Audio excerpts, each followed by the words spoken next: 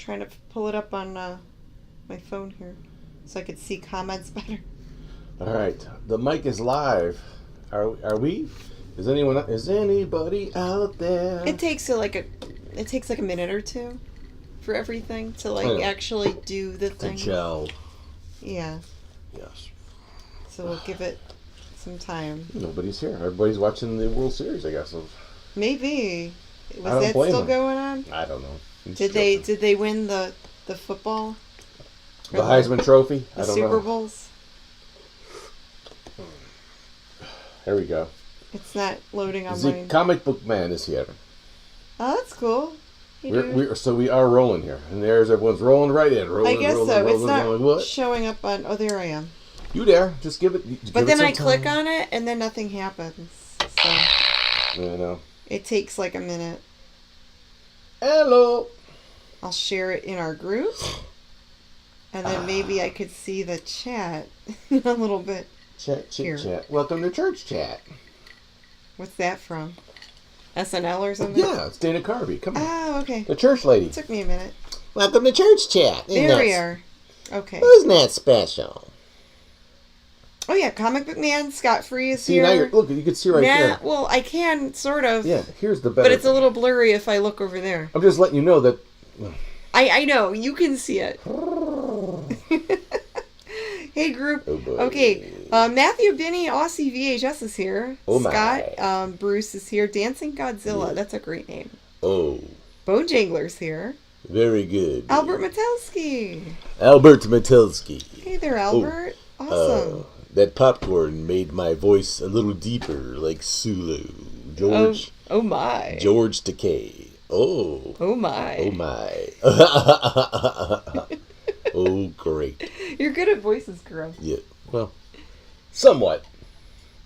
How do you know that my voice that you hear every day isn't my real? How do you know it's my real voice? It could be that could be another voice. Maybe I talk like this for real.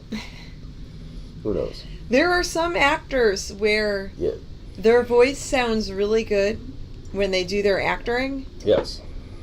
Is that a word? Actoring? I'll take it. It's a word now. They keep adding stuff to that Merriam-Webster dictionary. Who knows? Hashtag actoring. Who the hell's Merriam anyway? I know Webster's the main guy, but Merriam came in and was like, hey. Probably some hussy. Put my name on it. But, yeah, where they're so good with voices, like certain accents and things, and then when you hear them, like behind the scenes doing an interview, and they have a completely different voice, it like really throws you off. Yeah. Yeah. Because you're like, whoa, that's how they really sound? Yeah, I guess so. Yeah. Well, yeah. Let's see. Because they're that good at what they do that their voice sounds authentic. So, once again, James Muscarella is letting us know that he is watching us on his new 32-inch Amazon Insignia Fire TV. Fire! Sounds like fire. Nice. Very cool. Well, so happy he got an upgrade or something. That's cool. Oh, Cthulhu does a Sulu Cthulhu. Christmas holiday display. Yes. All right, well, let's get started, shall we? Oh, the old ones. Yes. Anyway. Hello there, Groovy Ghoulies. I'm Janet Decay, the Mummy. And I'm Gregor the Monkey. And together we are the Mummy and the Monkey. And welcome to our hairy, scary Hangover. Oh my gosh. It's our after show, chat show, don't you know?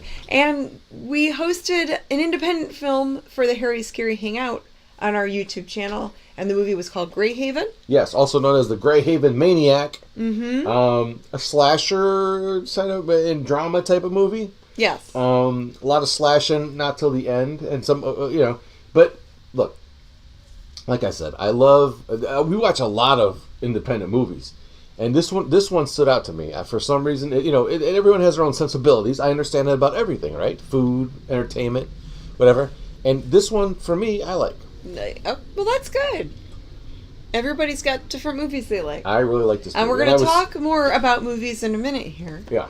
Speaking of horror movies and stuff. But yes, this channel, if you're new to the channel, The Mummy and the Monkey, we talk about movies, we host movies in character, and then we also have like a podcast and do some behind-the-scenes videos. Yes. We also talk about like thrifting and finding cool stuff out in the wild, too. On our Living the Scream. On our podcast, yes. Podcast, yeah. This podcast. So this channel is like all the things that Right. we enjoy. Rolled up into one. Or if you're a mummy, wrapped up into one. So there you go. Yes. But yeah, I got my Scared Jordan still going here. You fixed it? Yeah, see how they're all flap. See that? Flap, flap, flap, flap. Do they make you jump higher with They the do. bat They wings glide. there? Yeah, in the summertime I get a different kind of bat wings, but I think they make powder for that. they do. Yeah, but on my feet the bat wings work a lot better. Oh, okay. Actually, I'm like one of those sugar gliders in the summertime. If I jump from a tree and I'm naked, the bat wings Oh, God. that I make naturally, I kind of just glide down to the. As long as it's not too high, you know.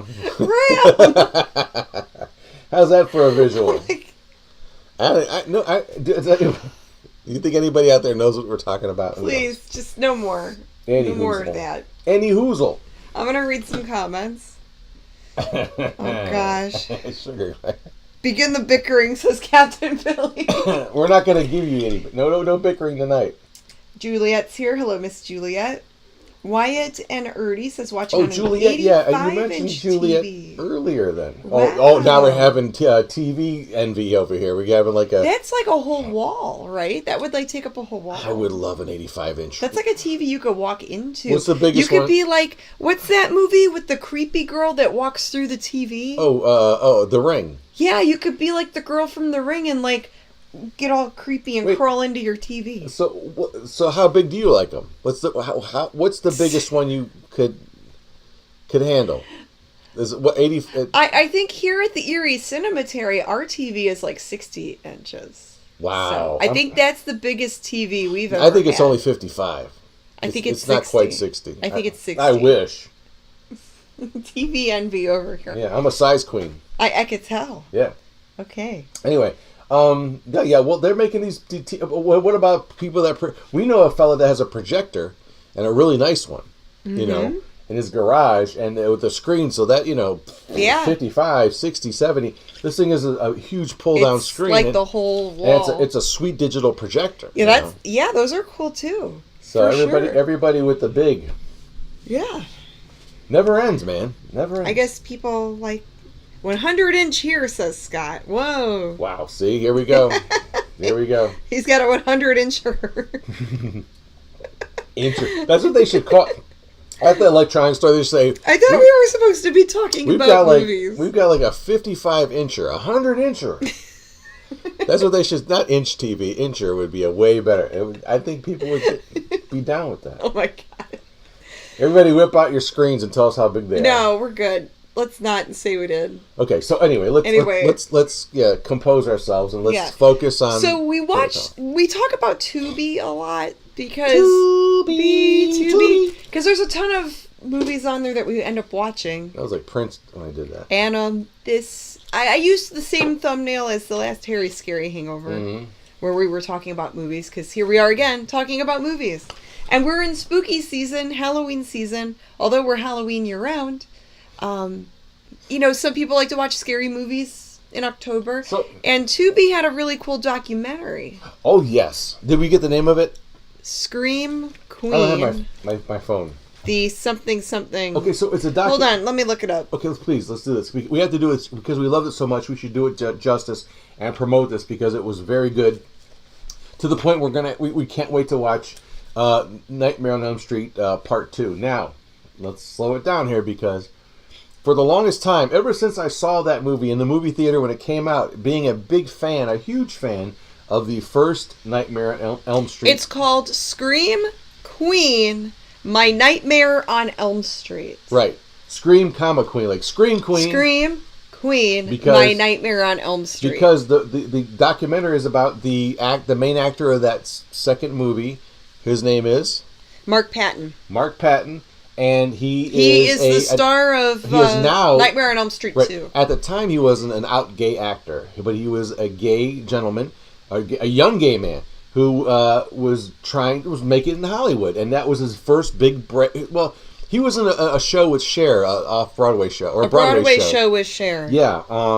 Before that, and he got some fame from that. He got cast in the movie. Now, so that's what's interesting about this movie. This whole documentary was about his experience about being on Nightmare on Elm Street 2, and it goes into some stuff about his life, some personal things.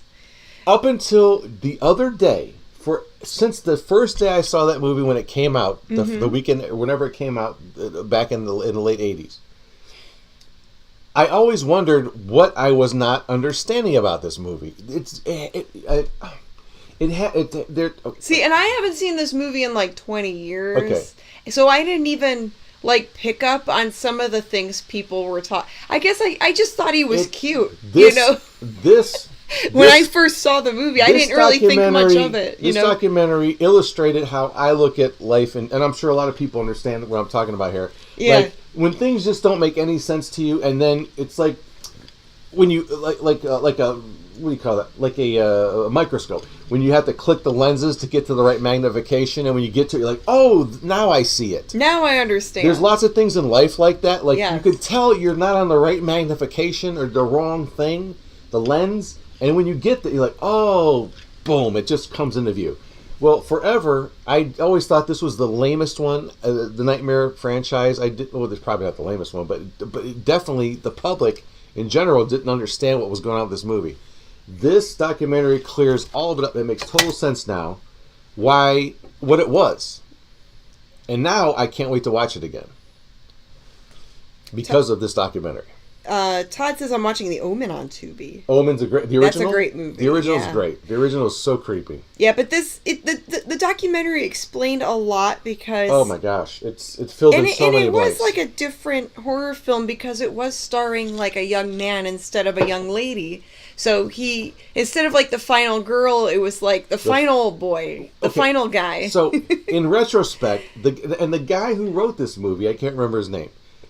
He's involved with this documentary too. They finally get an interview with the writer and with the director, with the actor and the director, and with other actors from the film. What's the actor's name again? Mark Patton. Mark. So Mark Patton finally gets to, after all these years, after like what, 35 years.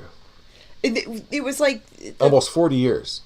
2015, it was a 30-year reunion. Right. They had a 30-year reunion at a convention. It's like so 40 now years. It's 10 years later. It's been 40 years. He has had issues with closure with the director and the writer of this movie. This movie definitely has something to do with homosexuality.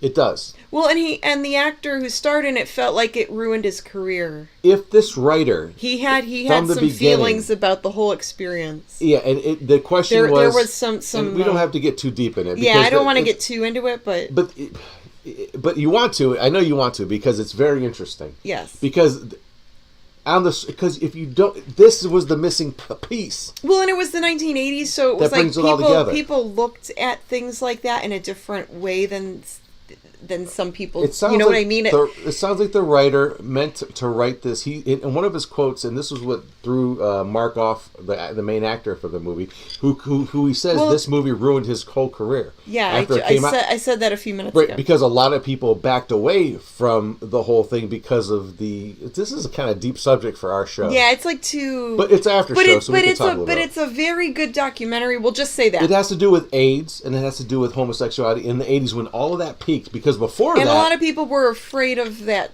stuff for good. But but they weren't during the disco period between the late 70s and the early 80s. They knew what was going on. Right. They said people were definitely gender fluid or were sexually fluid back then. Like it was a way different thing. And then when this disease came down and affected a certain community, it really leveled everything and it became a stigma. Well, it was a good documentary, and I think it is definitely worth a watch if you are a fan of the Nightmare on Elm Street series. It is, and we'll just leave it at that. It did the total opposite job than with that Ben Cooper about the masked people. Yeah, because we watched that about a month ago. We had to turn it off. There was a documentary about the Ben Cooper, the company that made all those really cool Halloween masks. Right.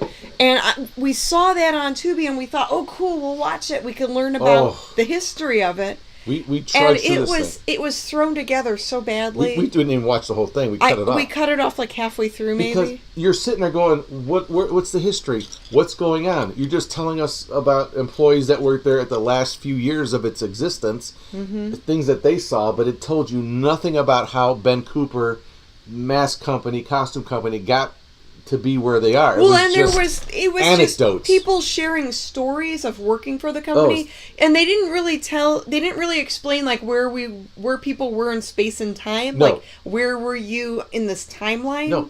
So you didn't really learn. You felt like you were just. This.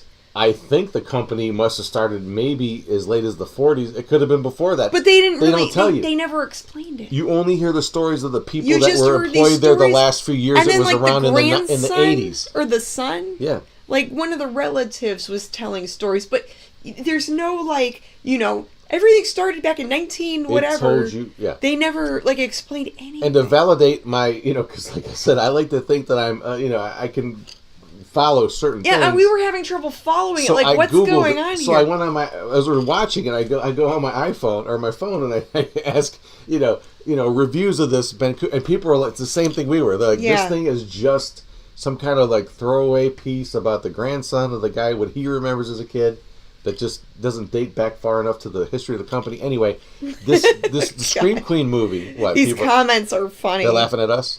Well, no, we're not. I don't know. You can. I don't care. You'll see it later. Well, tell me now. I don't. No, it's fine. You'll see it later. Just some of the comments are funny. That's all. So yeah, but this documentary, and I don't. It doesn't even matter what the subject matter is. It does exactly what I like any kind of documentary will do. It gave me way more than I thought it was going to be. I had no clue what we were in for. Yeah. It gave me perspective on the film that I thought was a very strange film in general and didn't fit. But now it does. Now I get it. It's like I said, it was that lens that was clicked. Mm-hmm. That final piece that now I can't wait to watch it again. Yeah, and all the stuff that the actor Mark Patton went through was crazy. His story is that documentary was definitely worth a watch. It's heart-wrenching. Yeah, it's like it's great. You just feel so bad. It's like all the stuff he went through. You feel for this human being. Yes, he's a human being with feelings who went through a lot of things, and we all are. We all are. That's the thing. That's what. Well, you're a monkey ape guy, but I have my own stories. I apparently have a lot of issues.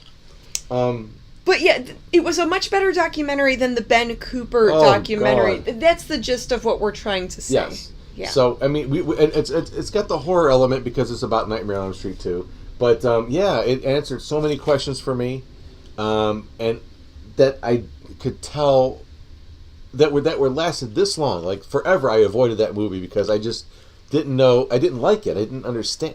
Now I understand. I liked it, but you didn't watch it. You said no. The second one I haven't seen in 20 years. Okay. Well, a lot of the Nightmare on Elm Street movies I need to rewatch because I haven't seen them in such a long time. This one like the so last different. time I saw those movies, you had to get them from the video store. Yeah. That was the last time I saw some of those. Yeah, but now we have the first 4 on a DVD, and I can't wait. We're gonna watch them all. Cool. I would like Dream Warriors, my favorite, but this might be my second favorite. I think I like the Dream Warriors one just because the characters. It's so cheesy. Yes. It's like so much 80s cheese. And the song and everything. Yeah. What should we call the title song to the Dream Warrior?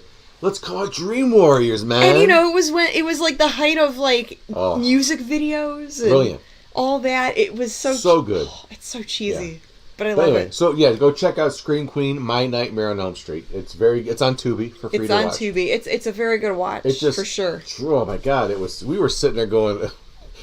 When you have to pause something so you can go to the bathroom, you know that's a good thing you're watching. Yeah, because you want to know the story. You don't want to miss a minute of it. Yeah, you don't want to miss it. Oh, and then boy. we saw, what are some other movies we've seen? I forgot to talk about that. I'm revisiting Dexter, the series Dexter, because it has to do with it's a scary thing. It's a serial killer, right? A lot of people like Dexter. That show was popular for a long time. Very good show.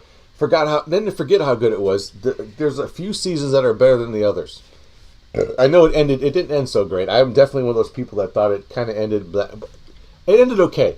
It ended. I don't want to give away the ending if you don't watch it, but But they did move on to other series. I have not seen the latest Dexter episodes with the different killers in it, like David Dasmalchian is in the new. Oh yeah, I heard he's in the newer. It sounds like ones. they cycle through a lot of. It sounds like he's the old in like everything now. David's doing well. He's a great, talented actor. Yeah. Yeah, his career is just rocking Come on, and Midnight. rolling. We got to pull Midnight with the Devil out. That's another good movie. That's a great movie. If you haven't seen Midnight with the Devil, it's a good Halloweeny one. And he stars in that one. It's so retro and cool. It's so you got to see it. It's such a unique film. But he's been in the Dune movies and my gosh, everything. So many guys all over the place. Oh yeah. But I want to see the newest Dexter episodes. It just came out. Kev Thulu says, I'm going to a screening of Trick or Treat, the movie with Skippy and Ozzy. Okay, we were just talking about that one. That's with Sammy Kerr, the rock star. Is that the one with the record? You play the record backwards. Yes, of course you do. And this the spirit of this like demon rock and roll guy. Sammy Kerr. Yes. And then Gene Simmons is in it. He's in that. Oh yeah, he is in that. Yes, he plays a guy named a DJ named Nuke. And Nuke is the guy, of course he knows everything about it. But this movie... I liked a good chunk of that movie, but then towards the end I hated it. Here's how I feel about the movie. I thought the ending sucked. The beginning is classic. Yes. The first hour of this movie is classic 80s cheese, horror, rock and roll. Cheese. It is brilliant. With the pantsing at the school gym. And the big 80s hair. The kid that's like, he's just so ostracized from the whole, that whole thing is beautifully done. Yes. With Skippy from Family Ties. Love it. Actually, the whole, up until the actual end, which I don't want to give anything away, it just kind of just ends. It does, I mean, the Sammy Kerr demon thing, to me, didn't go out the way I thought it should. Mm-hmm. It just was just over. And I don't want to give anything away. Because you're like, that's it? You watch all this all the way to the end, and then the end happens, and you're like, oh, it could have been a better ending, but I would most of the movie I like. I mean, but I would watch it again because of all the greatness of the 3/4 of it. It's just good. I wish they could somehow with AI they can go back in it and recreate and make it a better ending. No, thank you. For certain ways, for creative control, not pulling. Todd Smith says, "Any VHS fans here?" Right here. We love VHS. We yeah. Huge VHS fans. Mm-hmm. I'm guessing Todd collects VHS We've got right across from us. We have a television, an old. I don't know. It looks like sorry everybody, 8500 inch. That's like maybe a 12-inch screen. Mm-hmm. It's an old CRT TV. On an analog on an old TV stand that belonged to me as a kid and my mother actually, so my mom's stand. But we have a converter hooked up to it, so we could play Nintendo on it. We could watch VHS, Blu-ray, whatever. I need to hook up my Nintendo. It's all right there, ready to go. Does that have a new cord? Yes, I told you I found the cord. We can play Tendo. It's not broken, yeah. So we can play Tendo. It needed a new cord. He found a new cord for my Tendo. The same night later that night, I just reach under my desk and there, of course, with all the junk I have. 8-bit of power. 8-bit, baby. Not 100-bit. But anyway. Now we're playing with power. Yeah, we love all analog. We love all the old, all VHS the physical media. Retro games. We love physical media. But physical media is an interesting thing. I think it's coming back. But there's a library that we go to. We just were there today, dropping off stuff, and they sell all their old materials. They're out of circulation materials. This one we go to sells 10 any books or DVDs for a dime. Well, they just wanted to get rid of it. You could buy 100 things for $1 there. Isn't that nuts? Love it. So we just grabbed a bunch of DVDs and threw $1 down. We didn't even get near 100, but. Captain Billy says, I sold a ton of VHS when DVDs showed up. Thank you, eBay. So that's VHS cool. Still sells great on eBay if it's the right stuff. Certain VHSs are super rare. I guess Killer Clowns from Outer Space sells for like $300 now. Really? I didn't know that. Yeah, if you have a VHS of Killer Clowns from Outer Space, those sell for like $300. Dang. Isn't that wild? I didn't know that one. Well, there's some VHS tapes I sold a handful of years ago that if I hung on to them for a few more years, I could probably get double. if they don't mold, if they don't go bad. That's true, There's a because they whole do bunch of stuff. deteriorate over time. And that's what I don't understand But there's a few where I'm like, That's what if I still had those, I could probably make more money. That's what I don't understand about like VHS when they grade them, when they put them in the grading thing. They don't. I mean, if it's a sealed VHS, usually it's the sealed stuff that they grade, right? Yes. Unlike a comic book or a baseball card that's not sealed, it's just out in the air. Right. Okay. There are probably like the Killer Clowns one. Even if the VHS, and it would be better because you could see if it's moldy or not inside, but unsealed, it still would probably be graded pretty high. Scott Free says 40 years is about the limit of VHS. A lot of them just deteriorate. Yeah, But I mean, you could keep the box if you like the box art. The box art's great. Just for a display thing, even if the tape you can make a copy of it. Yeah. And some people do that too. They'll get a digital copy of something and put it on a you have to new think VHS. some VHS now is like 50 years old. Oh, for sure, yeah. So that's why you have to digitize everything. If they're still playable, that's like a miracle at this point. It's like anything else. It's this balancing act of like even when you digitize something, obviously the hard drive you have it on go bad. The disc you burn it on, if it's the only disc, you get cracked and gone forever. Right. You have to continuously back this stuff up. Elaine says she played Mario Brothers 3 a few weeks ago. Still love it. Super Mario Brothers 3 is probably my most favorite Super Mario game ever. When you and I went to Dave & Buster's last year and played... It wasn't last year. It was earlier this year. Earlier this year. It doesn't matter. When we went... You don't have to super correct me. When we went there. Okay. Let me rephrase it. Here's the bickering, everybody. Okay. When you and I went to Dave & Buster's... Yes. When the crux of this is I never played Mario Kart. I don't play that much or at all. But the thing we sat on to play it in, it was a newer version of Mario Kart where you actually sit in a chair and then there's a steering wheel. I almost threw up. Really? Oh my God, the vertigo. It didn't bother me at all. You were great.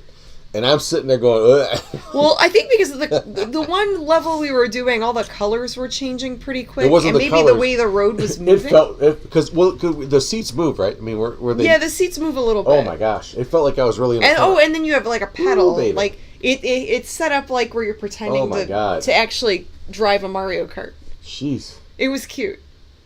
But you didn't like it. I didn't say I didn't like it. I said I just didn't expect. It didn't agree with you. To get queasy playing a video game. It was crazy. That's all I'm trying to say. It didn't bother me. I know you were fine with it. It was like wow. Yeah, Mario Kart's a lot of fun. This is not Pac-Man. I'm a Pac-Man guy or Centipede. I love crazy. Mario Kart. Donkey Kong, Zaxxon, Star Castle. Donkey Kong Country. I don't know that. Donkey Kong Country for the Super Nintendo. That's an Nintendo. See, those were my favorite Donkey Kong games. There's a little bit of a difference of time experience. I was a kiosk. I was a stand-up video game I guy. played the original Donkey Kong arcade games too, but they were tough as hell to play. Yeah. Donkey Kong Country was more like a platformer, like a Mario type of thing with the different levels and the music and the way the levels were set up. It was more fun for me. It just felt more without fun. A doubt. And to play as Donkey Kong and have Diddy Kong too, and to play the different characters. Just don't play P. Diddy Kong. Oh, gross. That's a weird one. But he was like Slippery. he was like the little monkey sidekick. Yeah, he had a little baseball cap. It was cute. And you could switch between the two, and then there was like a rhinoceros you can ride on instead of like a horse or Yoshi. Growing up in the early 80s, the weird thing is the stuff that you experienced later on with the Nintendo stuff, the home systems. With the stuff that we had, the home systems back in the early and the mid 80s, I think people thought they were that good as the stuff that's good now, but obviously they weren't. They were very difficult to play. The old arcade games were tough to play. They were a lot tougher than some of the newer games. Yeah, now although the newer games have many levels and it takes a lot to get through them, the old early arcade games... And you couldn't save your game. No way. No. You couldn't save your game. I remember having to leave the Nintendo on overnight because we got to a higher level in Mario 3, like World 7 or whatever, World 8, you're getting close to King Koopa or Bowser, as Pong. And Pong was and easy. you didn't want to turn that off, and it's like late at night though, so you would leave it on overnight and then play it the next morning. You don't know. Okay, so I was an Atari. Was it 2600? Was that the original Atari 2600? Yeah, that was me, and I'd be up in the mid 80s watching the Ghoul. I would have TV on in the background. Galaga. That's my favorite. Galaga is awesome. I love Galaga. But it has to be the arcade. I can't do the controller or the simulation on a computer with buttons. I need the joystick and the fire button. That's what I need. I can't. The best part of the Hangover is the bickering. They like watching us bicker. Well, I'm not feeling like bickering right now. No, I'm not feeling like a bickering. It's all organic. It's like you know, if it happens, it happens. Who knows what'll happen? It could happen any Paul second says, Janet and Grim, you need to come visit the Pinball Arcade in Girard, Ohio. Yeah, for sure. Juliet says, I went from Atari to Sega. But Sega. Let me finish my 2600 story real quick. Okay. So, so there was like a 13, 14-year-old Grim sitting there with the Atari 2600 getting hot as the sun. It was so... I mean, it would like overheat? Playing Pitfall. I was obsessed with... Pitfall's great. Pitfall started about around 11:30 p.m. That was like the first game like that where you go through the different levels. Yeah. Yeah. I would start at about 11:30 p.m. and be done around 4 a.m. Wow. That's crazy. Because I was relating. Yeah, you can't save your game. Right. So you have to start over. And you want to keep going. Right. When all your 3 men or whatever your extra men are gone, you have to start over. But I was that obsessed, so I would have the Ghoul on or whatever I was watching on TV while playing Atari. And he would also do a radio show on WDMT at so you'd listen to his radio show. Put on the stereo and just like play Pitfall. That's burned into my memory to this day. Until the Atari got so hot, I had to turn it off. What about Frogger? Frogger's fun too. It was another favorite of mine. That's fun too. It's a tough game. Does anyone remember a Frogger ripoff called Turtles? No. It was a similar game. Was it like from Sears? No, it was a arcade. Oh, it was kiosk. an arcade. Okay, I asked that because during the Atari age, Sears put out like their own version, like kind of like a knockoff Atari system. And then I think they even had a couple Sears exclusive games for Atari. Yeah, I like Turtles a lot. They replaced this one place we used to go to. It was a restaurant. It was a diner that was across the street from where I lived, and they had Defender and what's that one with the rollerball? It was that one. Zaxxon? No. That was the weird one that came out with the weird 3D level. Yeah. Zyrus. It was that one with the rollerball. Gyrus. Where you had to like scroll around. It was that one I never understood. I hated that one Gyrus. was weird. I didn't like that one. Missile Command was another one I didn't like that much. One. Asteroids I tolerated. Galaga was still to this day my favorite. We played it at Dave & Buster's. Dave & Buster's has the giant Galaga. Nutty Galaga. Oh my god, that was so much fun. It's so fun. We spent so much money in that thing. My god. But it was worth it. You're like $20 playing damn Galaga. I loved it. It was so great. We have to leave. We're running out of funds. Galaga. I love Galaga. I can get pretty far on that thing. Oh my god. But, so many quarters back in the day. We're supposed to be talking about movies. I know. And now we're talking about video games. We could talk about whatever we want on this. We're going to bicker about that? See how this goes? It goes where it goes. We talk about stuff on Tubi to now talking about classic gaming. It's like the bedroom. It goes where it goes. We don't... Right? Where everybody... Right? Let's read some comments. Everyone knows what I'm talking about. Sears VCS, built by Atari, says Paul. Yes. ColecoVision. The Sears video computer system. I wanted ColecoVision so bad, but we couldn't afford it. Kev says I had a Sears Atari. Tempest and Tron were tough, says Scott. Oh, Tempest. That's the one. Tempest was the one. Galaxian? Tempest, Galaxian, Excite Bike, says Galaxian was the predecessor to Galaga. Burger Time. Burger Time is one I loved. Elaine, Burger Time. But again, the arcade for the Intellivision. That was the Intellivision version of Burger Time was awesome. Yeah. But that game was tough, and the funniest damn thing playing Burger Time, naked. When you get killed by, like... a hamburger. The little walking hot dogs. Oh, yeah. Like, you're playing Burger Time, you're trying to build your burger, and this little hot dog guy kills you. And it's so freaking cute. But he kills you, and then you get mad and you're screaming at the screen. But it's like a little cartoon. I'll give you my... So it's like really funny. Here's my top 5 video games. I have them. But again, like you end up yelling at a hot dog that kills you in Burger It sucks, doesn't it? Yeah. Who wants to get killed by a wiener? Nobody does. No one does. Not in any order. My top 5 like arcade games I like growing up. I like to play. Star Castle was the one. I know it's kind of obscure, but I loved it. That's the one where you fly around. I don't remember Star Castle. It's a bunch of it's a ship in the middle, like an enemy ship, and it's surrounded by it's like asteroids. It's like just lines. It's like really basic graphics, black screen, very basic graphics, right? Yes. No pixels or nothing like that.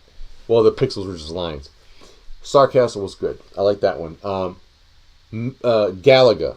Better than Galaxian because it was faster and you could do the Galaga's more fun. You get the double ships and it's just like, pew, pew, pew. Centipede's awesome too. Oh, I might have top 6. Centipede is awesome. Was one of my favorites. Yeah. Star Castle, Centipede, Galaga, Miss Pac-Man, but the fast Miss. It has to be the fast version. Miss Pac-Man from the beginning. Not you have to build the speed up. No, there were some. I don't know why just Miss Pac-Man. Some of the games were rigged up so she would go fast all the time. That's the one I liked. And then what's the other one?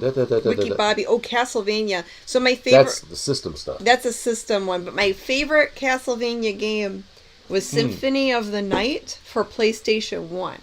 That is the best Castlevania game. I got to end it with the best one. One of my favorites too. Dig Dug. Dig Dug. Aww. Oh, God, I love Dig Dug. Blowing those guys up and just running back and forth, blowing up a little bit and then running away, blowing up until the other guy, the dragon and the... Bubble Bobble. I don't know that. Is that that drink with the little No, it's the it? 2 little dinosaurs, Bob and Bub.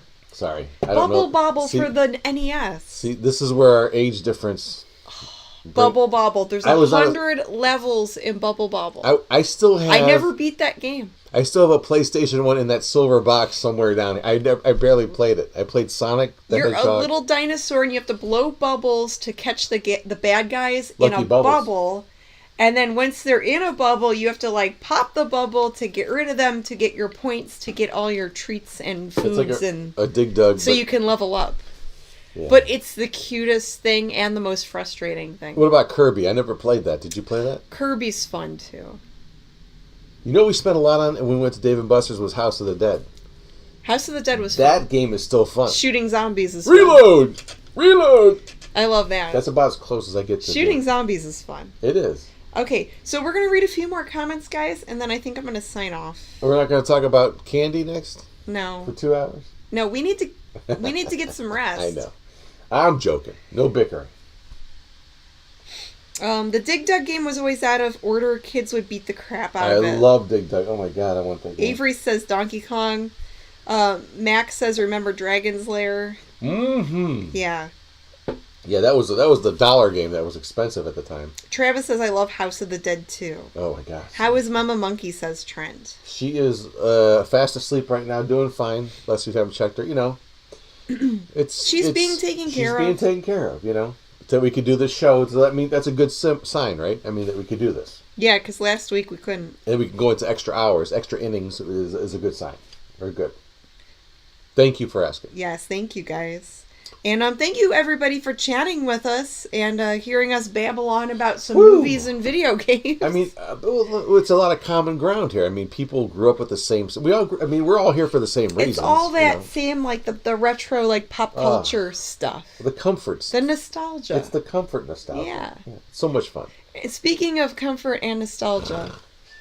Yes. Somebody wants their pillow. Remember your pillow? How nice that was. Not my pillow, but your pillow.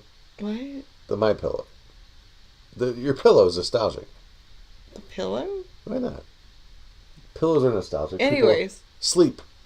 Some sleep sounds nice right now. So I'm going to go crawl back into the sarcophagus and get some rest. And thank you guys so much for hanging out with us. And like always, good night. Good fright. Mwah! That's right. And we'll see you later.